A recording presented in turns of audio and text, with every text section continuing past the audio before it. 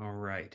I think that we are there, and I'm really pleased to welcome everyone. Good afternoon. My name is Joe Swimmer. I'm the Executive Director of Episcopal Parish Network, and I'm thrilled today to be welcoming this distinguished group together to share about being human in this moment. And we are honored that they have taken time out of their day to share with you. It's wonderful to be in partnership with the Living Church Foundation on this particular discussion and in future discussions. Living Church Foundation will also be with us at our 40th annual conference, which is fast approaching in late February, February 25th through 28th in Kansas City. We welcome you to come and see not only Matthew and the Living Church Foundation folks, but also our new presiding bishop, Sean Rowe, who will be joining us for his first church-wide event during that and being our opening keynote conversation. We have two more digital workshops this year. Both are interesting. One is on the situation in the Holy Land that will be taking place next week. And then our final will be an Advent meditation being offered to us by our friends at Godly Play and Being With. So I hope that you will join us for that. Without any further ado, though, I am pleased to hand it off to Matthew and this incomparable team and thank them again for joining us. Matthew, over to you. Great. Thank you so much, Joe. I look forward to seeing you in Kansas City and seeing our new presiding bishop. I am looking forward to the chance to interview him. That's going to be sometime at the beginning of next year. So I think that'll be a great conversation. Welcome to all of you to this webinar. I'm so grateful that you've taken the time to join us for this conversation about being human and pastoring toward the good life. Our discussion today will focus on how we find the good life as creatures who are loved and limited and liberated by God in a culture that values independence and endless options.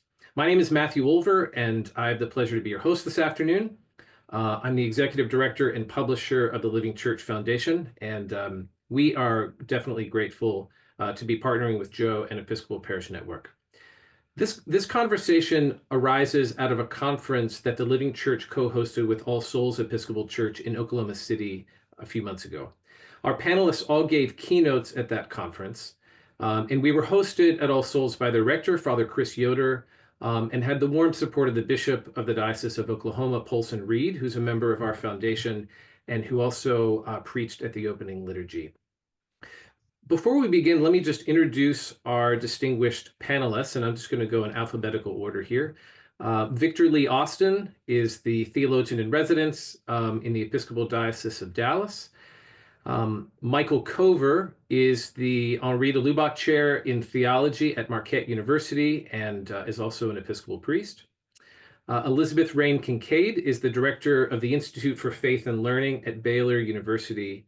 And Amy Peeler is the Kenneth T. Wessner Chair of Biblical Studies and Professor of New Testament at Wheaton College, my alma mater, and also an Episcopal priest. I was just at her parish, but she was away gallivanting and speaking on the West Coast, so we missed each other.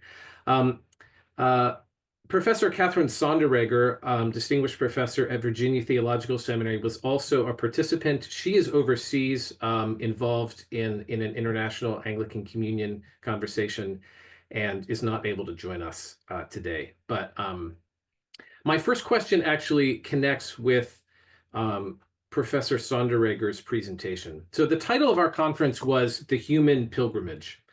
And both of these words, I think, human and pilgrimage, require some unpacking. So I want to begin with the first word. T.S. Eliot famously said in the Four Quartets that humankind cannot bear very much reality. But I think it's essential that we try and get as clear as possible about what we mean when we say human and human being. Kate gave an incredible paper on what is human nature. And I'm sorry that she can't be here to unpack that for all of you. But what I want to do is begin by giving each of you an opportunity to speak to an aspect of what it means to be human that you think has been lost or muted or eclipsed in our age. And I'll just let one of you jump in.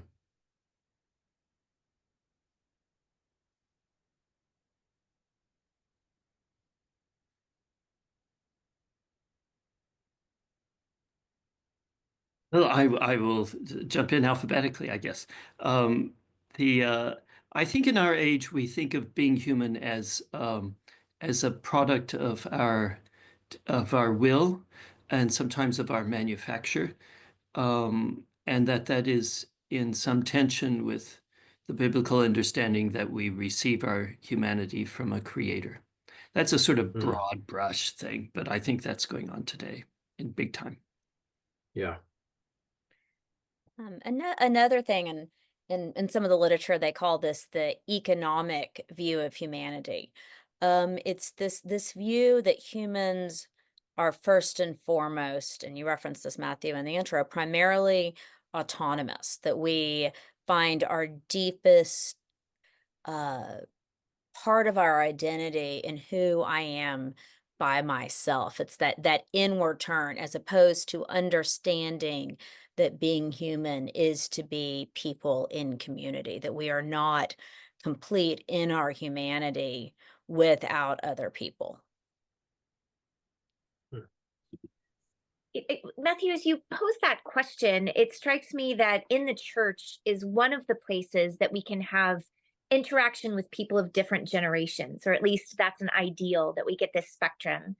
And my sense is there are strengths for those who are older and what they know about being human, and some weaknesses that are quite different from the strengths and weaknesses of younger generations.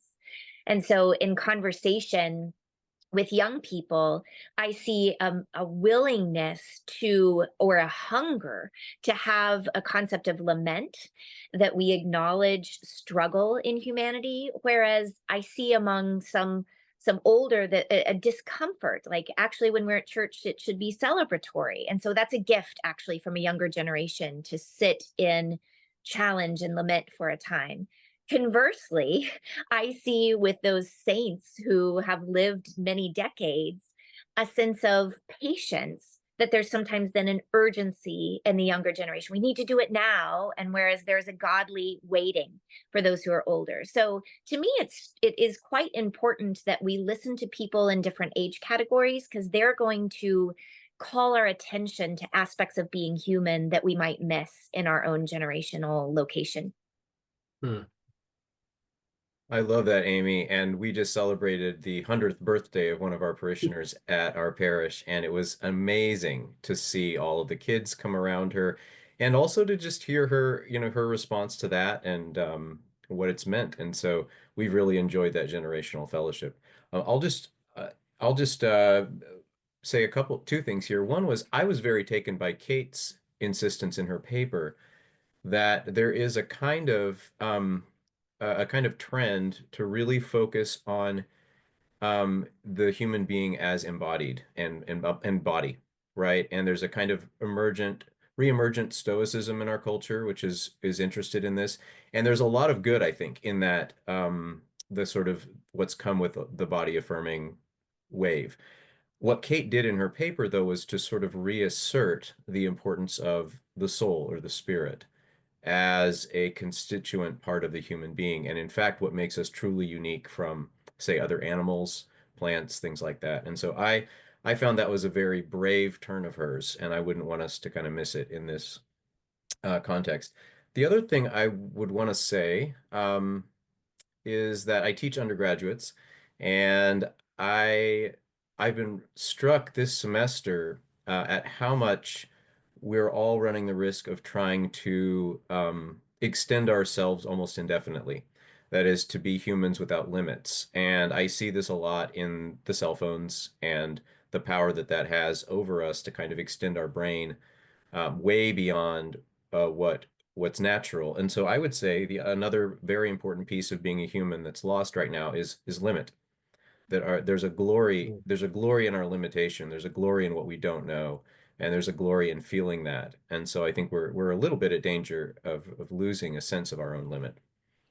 And Michael, just to build on that, I mean, I think you see both of those dangers in the transhumanist discussion. These are people who are kind of out there tied to AI, thinking about these futurists, and it seems like that discussion can go two ways. It can be an emphasis on the body to an extent that ignores our limits, saying, oh, what does it make to, what does it take to make us immortal? The New York Times loves to profile people who are engaged in this.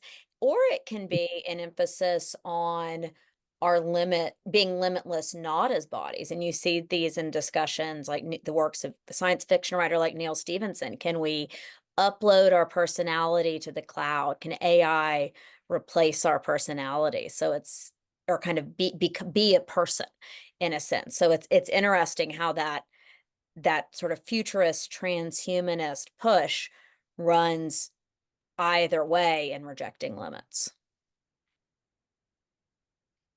This is really fascinating here. Let me try to draw out a couple things. A number of things that some of you noted was this, among other things, this receptivity of a number of important things from God. So both our sort of creatureliness, our embodiment, and then something that is peculiar to us as Homo sapiens, that is the gift of the soul and God's creation of that.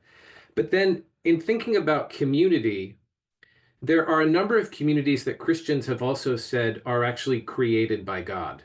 There are others that are sort of human creations, but some that are received, right? So there is the family, which is a kind of community that is created. It's one of I think it's the only specific natural theology claim in the 1979 prayer book that marriage was established by God in creation. It's a wonderful way that that's put. Obviously, it has a long prayer book tradition there. But the church, of course, is also a creation. Newman famously calls it, Holy Church as his creation and her teachings as his own. So I'm wondering if you have any thoughts about this idea of created communities and then communities that humans make, and how to think about those and how we understand ourselves as creatures. I think the political community could be understood as established by God in his call to Abraham. So at that point, there's something that's bigger than a family and smaller than, well, I suppose it might be a prefiguring of the church, but smaller than the human race as a whole, but for the benefit of the human race as a whole. Yeah. Yeah. And there's a whole lineage of discussion around that, which is kind of the form of the political community may look different, may be contextually significant, but that we need to be in some type of political community. And this is, the prefigured, even you could say in the book of Revelation. I mean, the city.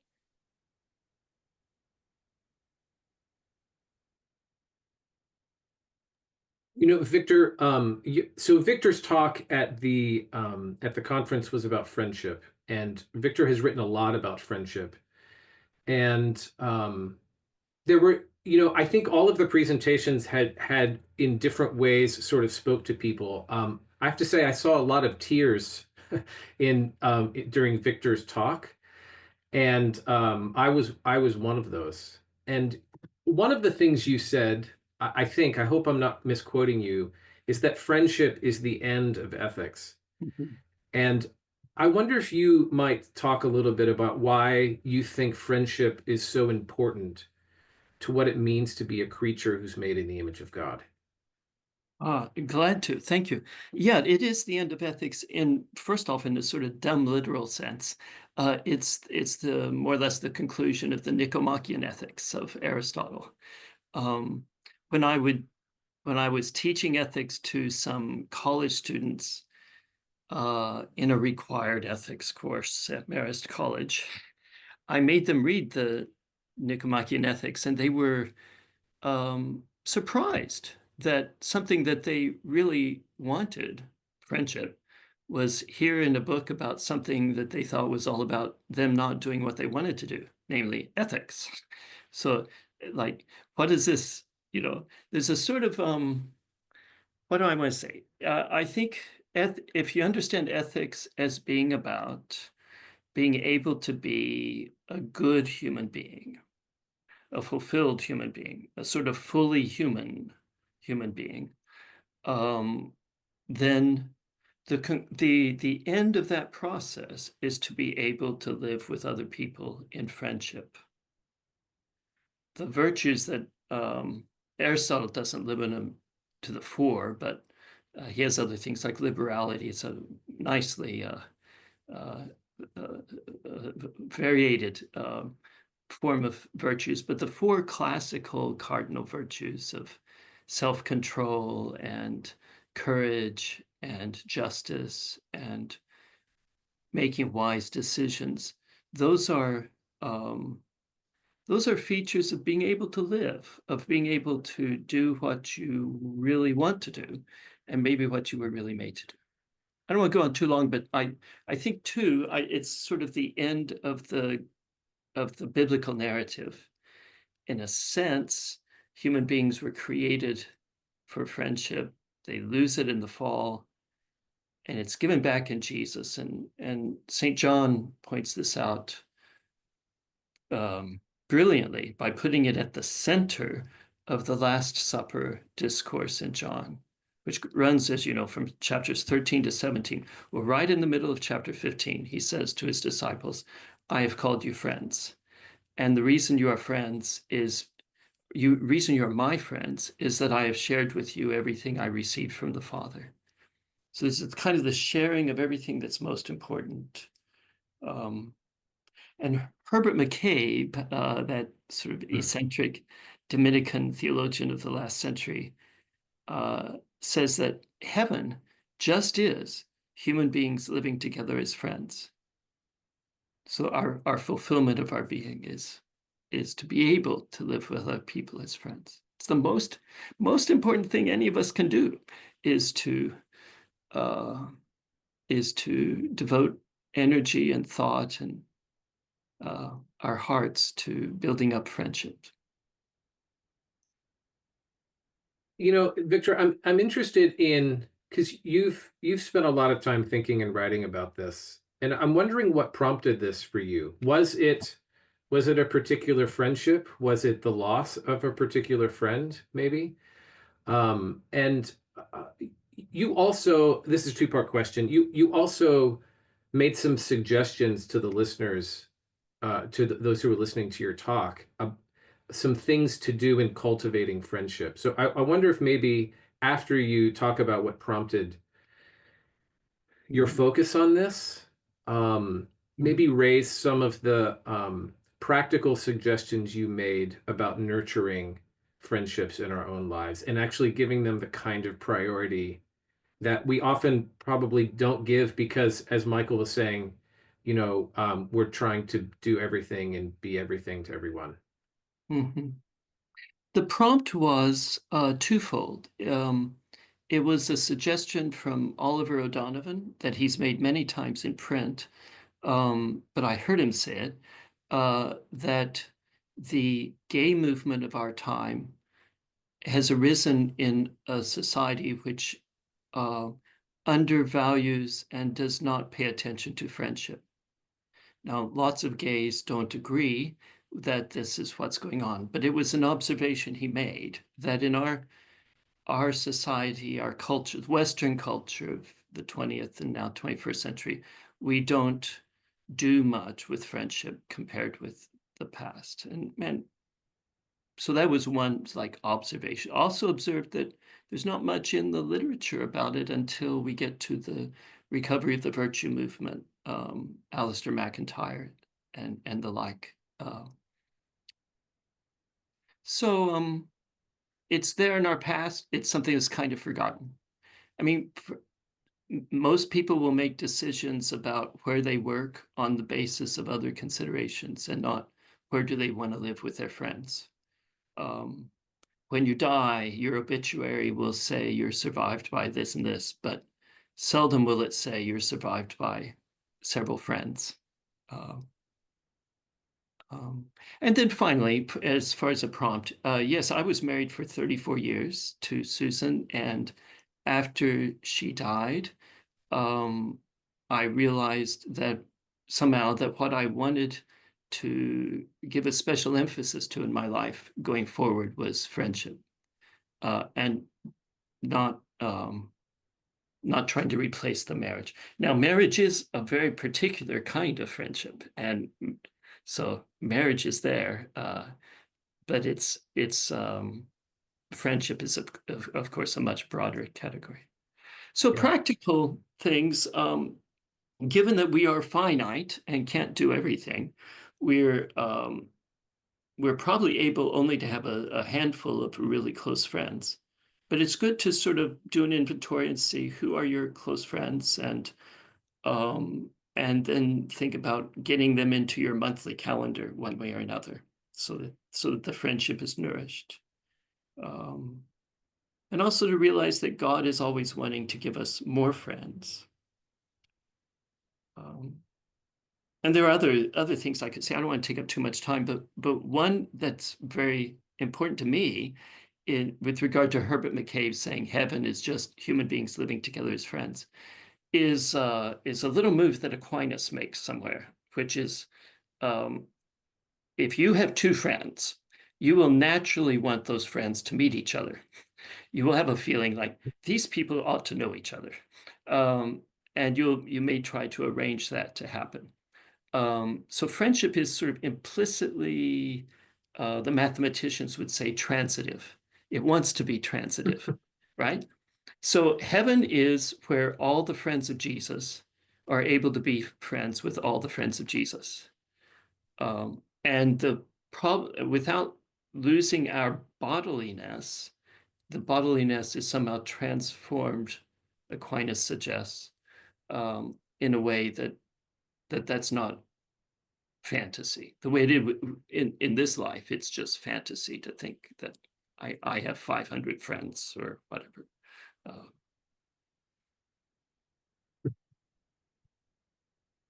Well, speaking of friends introducing friends to each other, I mean, this is actually a piece of my friendship with Elizabeth, helping a mutual friend of Elizabeth. We helped connect her with her now husband, and we just got bold enough to have them over after we finally got them to meet, which was complicated for reasons that I can't explain right now. But we finally had them over for dinner on Valentine's Day, my wife and I.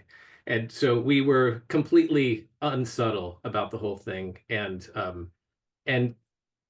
here she is. Yes. And she now has a husband. I don't take all the credit for that, but we did have a small hand in this connection. And I mean, it really was a living church match between Christopher Wells, former directing editor, and you. I mean, our marriage kind of was the child of the living church in a sense. So well, all metaphors break down, but we'll Right. we'll stick with the metaphor. Let's take a slightly different direction here. So Amy's presentation focused on the equality of men and women. I think you posed it, Amy, in like a very provocative way. Are men more important than women? Mhm. Yeah. Yeah. And so I want to try to situate that in something of a pastoral and practical context. So the last 2 decades, I think in particular, have seen a growing seriousness of concern about issues of abuse broadly, and certainly sexual assault in particular, that far too many women experience. And the church, of course, has not been immune from this. We've had lots of scandals in the last decades that have brought, I think, real shame to the church and to her witness.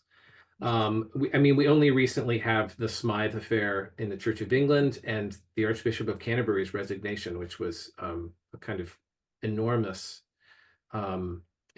historical development.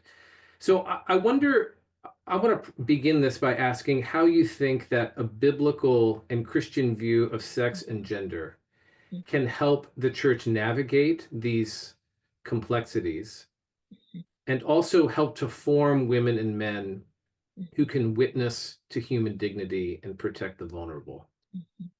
That's a superb question, and it is so timely, although it's been timely in many eras. And there's just I appreciate the time in which we live and the frankness of speech around this topic. I think that that exposure is really a work of the Spirit, and I'm grateful for that. And it needs to happen more, I think.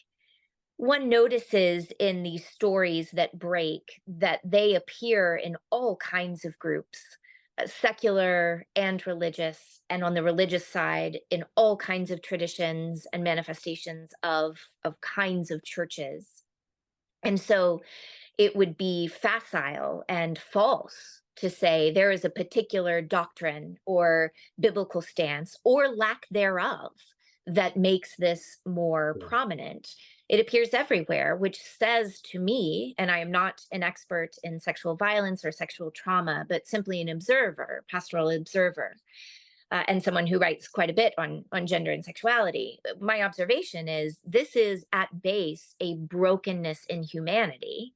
And I don't think it's wrong, although it's a term that's been bantered around. I don't think it's incorrect to say there is a power issue here. Anyone who seeks to dominate another, no matter sex or gender, dominate someone in this way to take advantage of them is somehow feeding their need for power over another.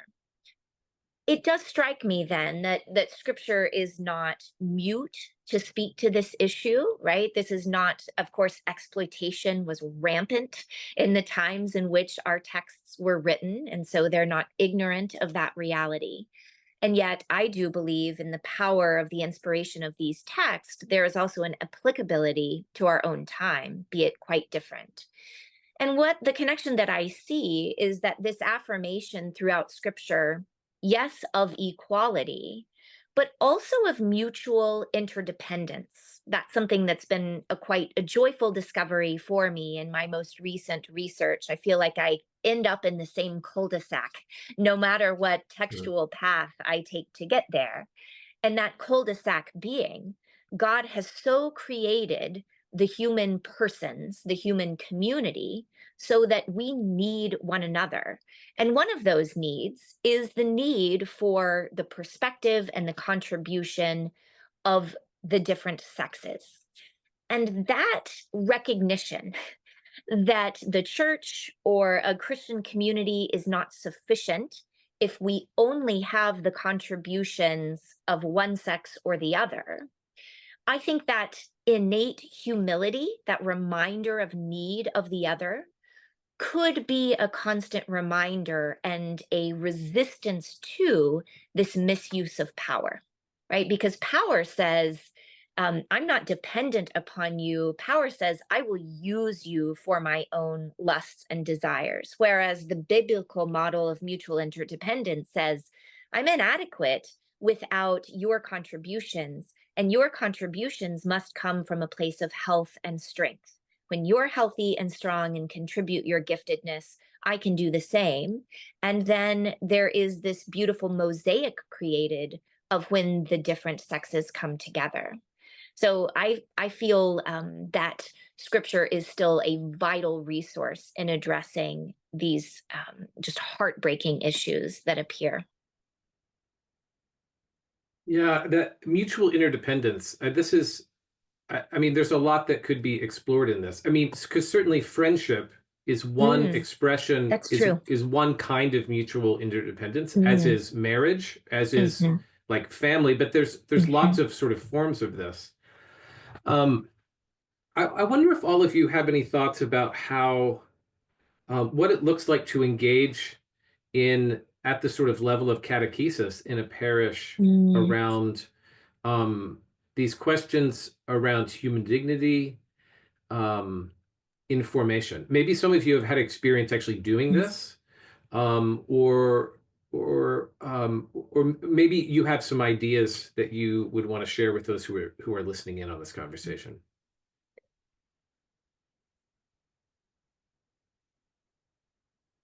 And Matthew, you're asking in particular of mutual interdependence in all forms, how that has played out in a catechetical setting. Yeah. I'll need a moment to contemplate that. That's a great question. So anyone else who wants to Yeah. jump in, please do. I'll jump in real quickly here. This is not going to be profound though. We just, I just led a catechesis class at our parish in Wisconsin, and I made the decision that someone asked me about later to include, along with the catechumens, a number of adults in the class, and to kind of take the old inquirer's class model, but it created this multiple tier sort of system of community. And I think that overall I was pretty happy, and that people were happy with the way that worked, and it sort of performed for the people that were undergoing instruction, that they were not only being instructed, they were part of a community that was invested in them, and that they had a voice at the table and could ask questions and even pose challenges, but that it wasn't just a kind of a simple class, it was a whole community endeavor. So that model, I think, could be. Someone asked me, why did you decide to do that? Why did you not just have the catechumens in the class? And I thought, well, probably be good for everybody, to be in there, and to hear the voices of these younger people raising up their questions with all that vitality. This doesn't speak to the more serious, grave issues, Matthew, that you raised, but creating a community that's embodying that kind of transparency, friendship over multiple generations. I think the catechetical table can be a place for that. I mean, I was there for most of the class, and I loved it. It was actually one of the highlights of my week, because you had something like 4, maybe 5 generations of people present, and Michael is maybe underselling the degree of his creativity here. There was, let's just say, there was a pirate theme, and there were there were these little skits that my son and other people were involved in, and it was. I don't actually think it was disconnected from the profound kind of love and joy that took place at the 100th birthday party of this parishioner, which happened after this was done. I mean, it's interesting to see 16-year-olds interacting with that kind of affection for a 100-year-old woman. I mean, this is just not what most 16-year-olds are doing, and yet I think um, that was clearly connected with what that class did, I think, for that little Christian community.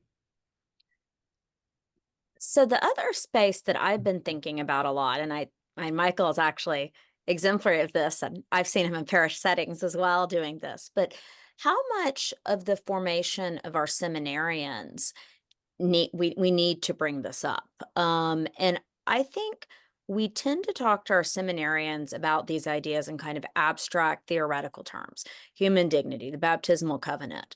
But one of the things I taught some on when I was at Nashotah House on faculty, and now I'm thinking about since I was at Baylor, is how important our practices in churches, in church administration are for modeling this respect and dignity to parishioners, the way that the priest and the lay leaders engage with staff, the type of benefits that are provided, the support that people receive who are working for the church. If we don't see the theological significance of those type of relationships, and people in leadership aren't modeling, how do you treat your administrator with dignity? Are you providing facilities for the new mother who's come back to work in the parish to nurse her child?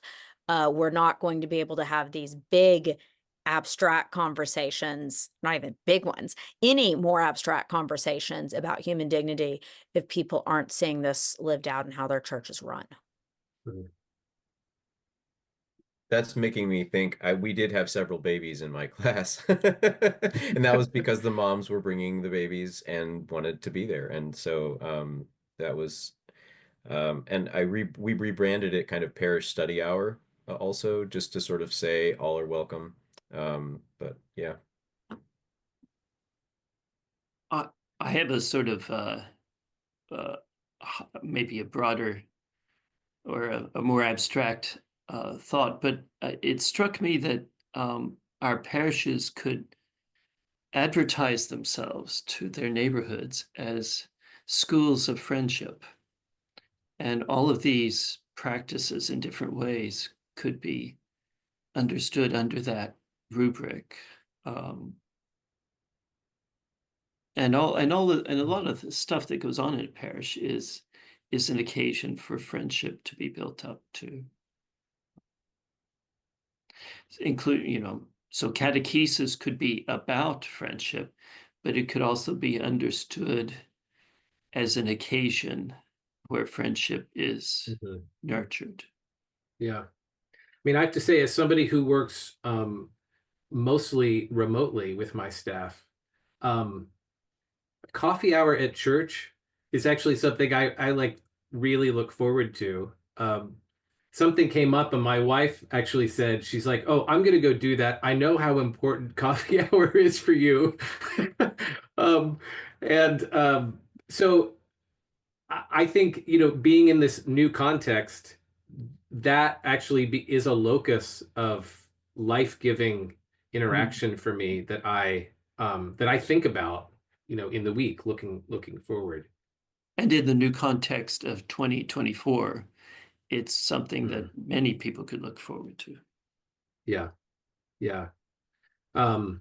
Yeah. I mean, one of the people in the chat asked if they wondered if Facebook, to what extent Facebook had changed even how we think of what the word friend or friendship means.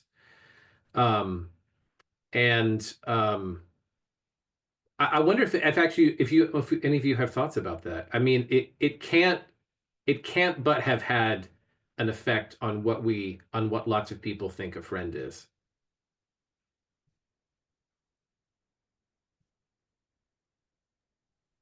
I think about those early days of, at least for me, the euphoria of realizing I could connect with someone from elementary school, or, and that kind of like desire to, "Oh, well, what is your life like now?" And you had a few back and forths, or at least I did.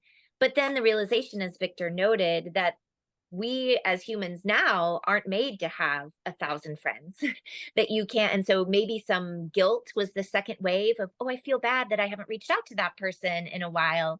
And now I feel like maybe the waning use among particular age demographics is saying that, yeah, no, instead, we're really going to invest in the people around us. Location matters. Like, your closest friends tend to be people that you can see physically in person on a regular basis. Although it does strike me, at least in our church context, we pay attention to what forms of engagement different groups are using. And it is our older population who are vigorously still committed to Facebook. So I'm intrigued by what that might say. Are there places of community in small ways that are being created, or is it a replacement for real friendship? I know there are those who write on such things, but it's a question that I'm still asking. Yeah. I think the other thing that I worry, and this is, to Amy's point, like Facebook is a very specific demographic, but if we look beyond Facebook to Instagram and TikTok, what we see is a move from an emphasis or a possibility of friendship and connection to a sense of commodification. And that rather than these social media platforms creating the mutuality that we need in friendship, we actually become commodities. And what we are selling is an unrealistic image of ourselves. And we're selling it in return for likes, we're selling it in return for some type of engagement or affirmation. So it's gone from connection and friendship to the marketplace. And that's not real friendship. Yeah. I mean, I've actually, one of my struggles in my new job is, should I document my work life and where I'm going on Facebook or not? And every time I think about doing this, it just makes me exhausted. and I think I don't think I can do this. But I know that, like, in terms of I mean, the complexity of how various forms of social media function for churches, for parachurch organizations, for ministries, um, you kind of feel like you can't not attend to those things or engage with them. But in engaging with it, you wonder, like, am I feeding the beast? Is this, should I be doing this or not? Is its own, I think, difficult question. Elizabeth, there was a phrase in your talk in Oklahoma that really stood out to me, the colonization of our desires. And I wonder if you might describe what you mean by the phrase, um, and then maybe offer some suggestions for pastors and priests about how to try and address this in formation in a parish context. Yeah. And this actually ties very directly into our social media discussion. Michael made the point at the beginning that part of being human is being limited and acknowledging our limits. And an issue, and there's a lot of people who've tracked this in kind of late modernity, is that we are given the opportunity through the internet, through social media, to view ourselves as endless and limitless consumers. There are always more things that we can buy, that we can have access to. So if, as I think in the virtue ethics tradition that at least Victor and I both work in, we were to say, look, our the virtuous life doesn't mean doing away with all your desires. You're not going to become a sanctified person just because you clamp down on your desires and kind of white knuckle it through. The sanctified person, the virtuous person, is the person whose desires have been transformed to be oriented to the good and human flourishing. But what happens to us in a world where our desires are colonized, where our desires have been shaped in such a way that we feel that they cannot be satisfied anymore? There's a woman at Notre Dame, Mary Hirschfeld, who's an economist and theologian I've been influenced by in this. And she said, look, in the medieval period, there are all these sumptuary laws. And they said, hey, if you're at a certain status of life, here's what you should have. Here's how much fur. Here's the type of fabric. And we hear that and think, oh, that's hierarchical and oppressive. But the point is, there are culturally informed limits as to how much stuff you should have that everybody lived under, except maybe like the king and the queen. And so what do we do in a world where that's no longer there, where we can get as much as we want? And I think the first step with this is thinking about our engagement with social media and realizing that social media is set up to, the profit model in social media is how many things they can make us want, how much more we're always being reminded that we can have. So the first step in dealing with this is catechesis around careful and attentive social media use. The second step, and I'm still trying to figure this out myself and in my own family, is a hard appraisal of the standards of living that for American Christians are very normal. How much is enough? And we don't like to ask that question, or when it does get asked in parishes, it's usually in the context of stewardship, which then makes it sound like, maybe the priest has a little more skin in the game. But providing space to have real discussions, and I don't live a life of holy poverty. I don't think this means we all need to go out and we're not. Most of us, I assume no one on this call is, people who are vowed religious with vows of poverty, but to carefully examine how easily and how quickly we are caught in this consumption, and name that our desires probably are not an accurate guide of I have enough, because they have been taken over, malformed by the culture that we live in. Elizabeth, I wonder if I could jump in there. I've read a book recently that I'd love to recommend on this point. Happen to have it sitting on my desk here. It's called Households of Faith. by Emily McGowan, a theologian, a priest, a mom. And she's asking much about these questions of being co-opted by consumerism. We want to be faithful, but how do we discern that? And so if people are interested in this question, I do believe that her writing, for me, has been very eye-opening and convicting. So Households of Faith, I would recommend on this point. Wonderful. Elizabeth, your thoughts, back to social media practices, and this gets back to the question that Matthew asked Amy as well about structures that promote human dignity. I read a book a while back that talked about the origins of Facebook and a lot of social media kind of as a technological extension of the male gaze, as a means of commodifying. And you have to remember when Facebook first came out, it was kind of a dating site.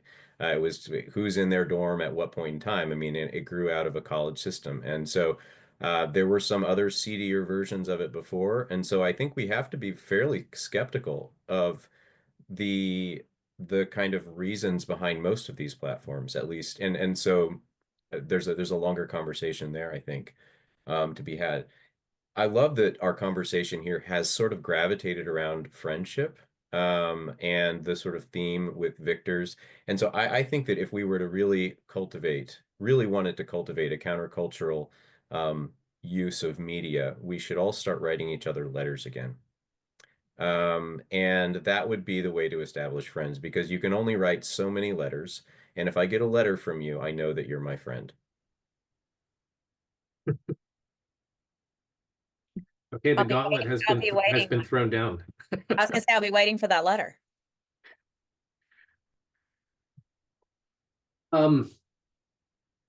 So a question that came up in one of the from Kathy, who's listening online, she was bringing up the question of the characteristic of human of being fallible, so fallibility. And another question that I had raised also was fragility. Both of these sort of features. And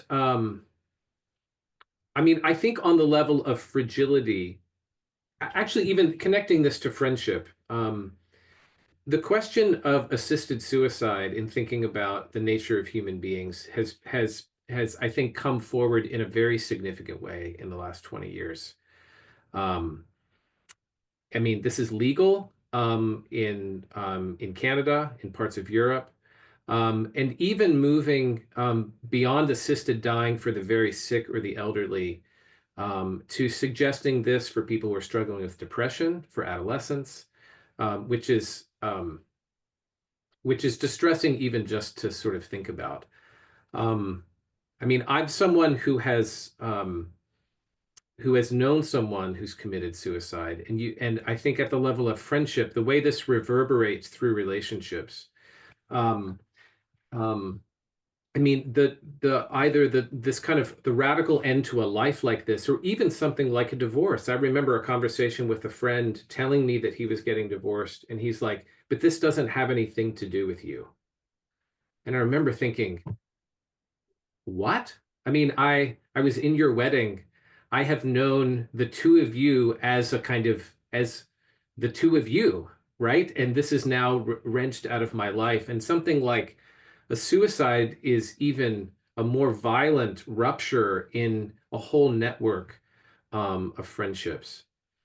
I'm wondering if any of you have some suggestions, some practical guidance for pastors and others as they seek to form folks in their parish to think about what it means to properly honor and protect human life in both its fallibility and also its fragility.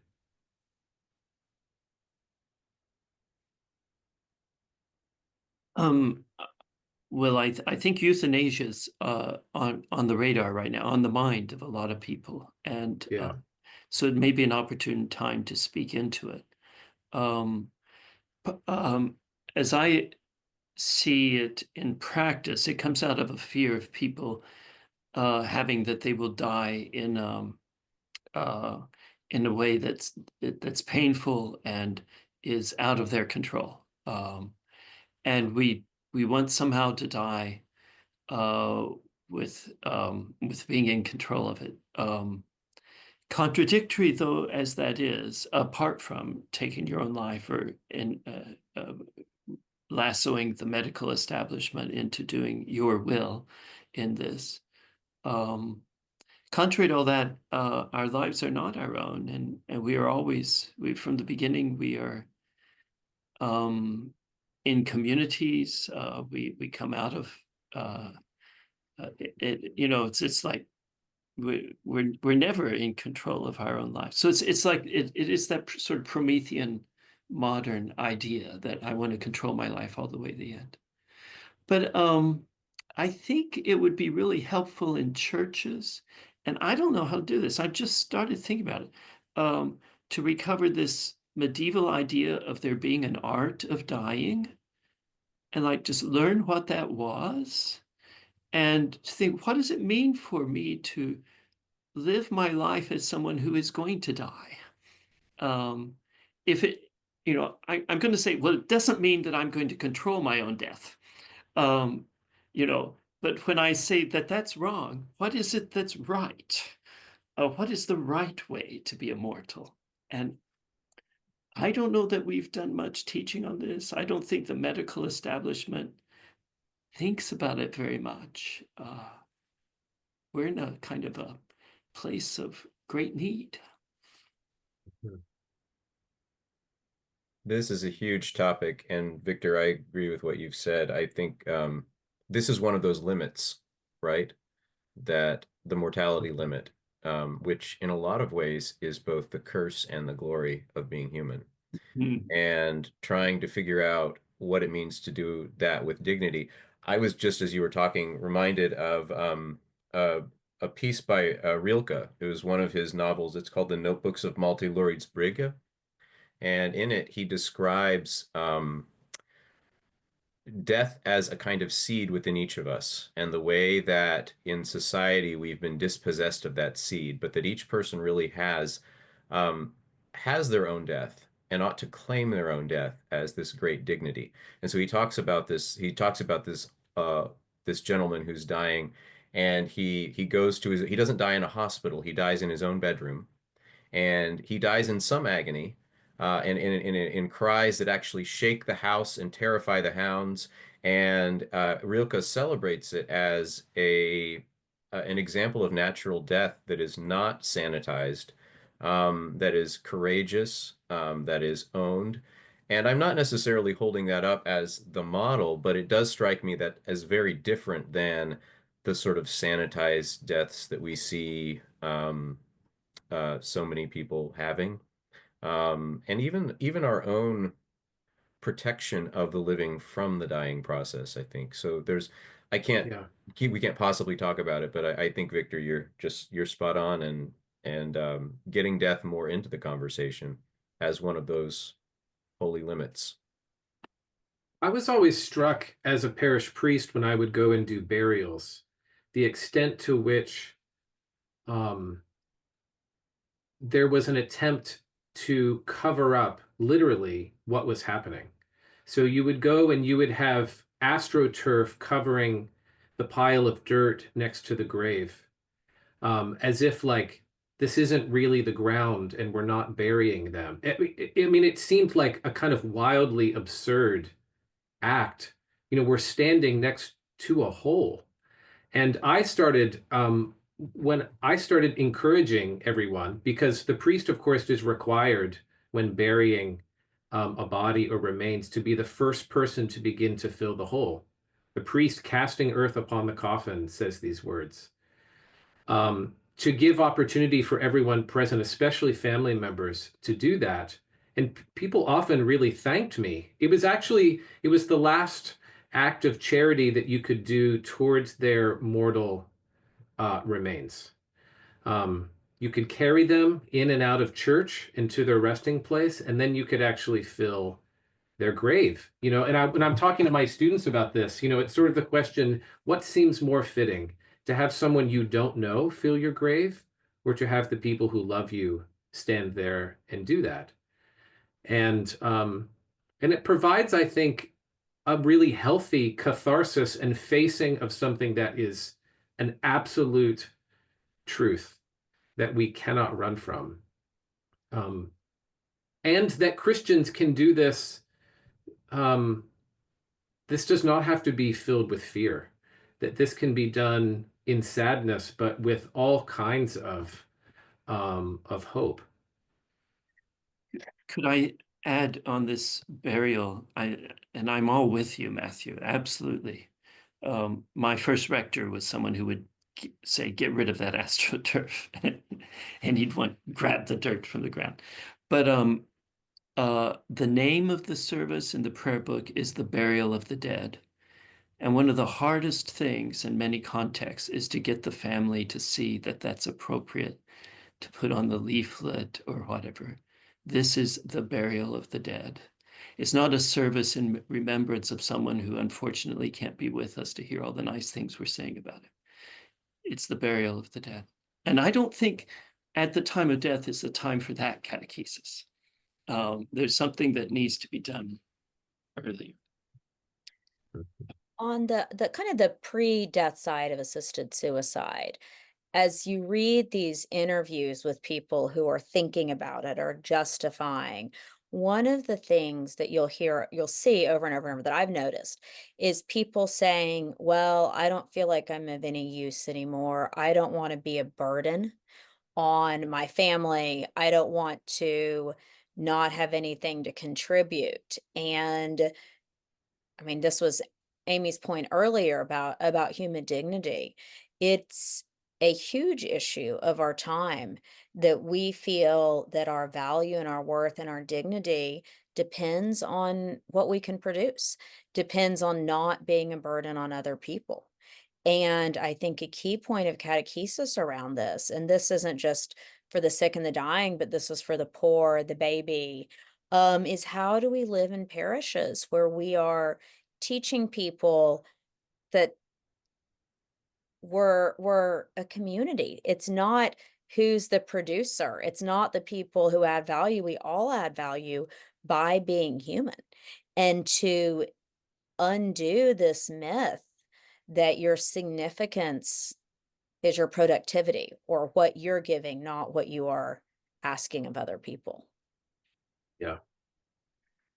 This actually makes me go back to, this is now the third time we've mentioned it, this 100th birthday party. This woman has been retired for 35 years or something. Like, what has she been contributing? And I'll tell you what she's been contributing. She is Michael's youngest daughter's, one of her dear friends. You see them sitting together in church. There's a beautiful picture of Miriam with her arm around his 2-year-old. And productivity is the wrong category, but what she is bringing is something incalculable and something that is deeply beautiful. We're out of time, and this has been a beautiful conversation. I thought that what I might do is end with a prayer about a holy death, and then we can depart. So let us pray. Save us, O Lord, from a sudden death, that we may end our lives in the communion of your holy church, fortified by your sacraments, without suffering and without reproach, in the confidence of a certain faith, in the comfort of a reasonable, religious, and holy hope, in favor with you, our God, and in perfect charity with all. Gather us under the feet of your elect, when you will, only without shame and sin. This we ask through Jesus Christ, our Lord. Amen. Well, my sincere thanks to my friends here, who I'm glad to call all of you friends. And for those of you who joined through with EPN, we're so grateful that you could join us. I hope that this conversation also prompts some focuses of prayer in this Advent season. as we move towards the Nativity. I'm going to just introduce a shameless plug. On Covenant's online journal, the Living Church's online journal, Covenant, this week, we have a series going on natality. That is, on the idea that we are people who come to exist through birth, and to sort of meditate on that theologically. I think this ties in deeply with the themes of this conversation. I hope you'll find some very rich sources for meditation and prayer there. So thank you so much, and God bless you all.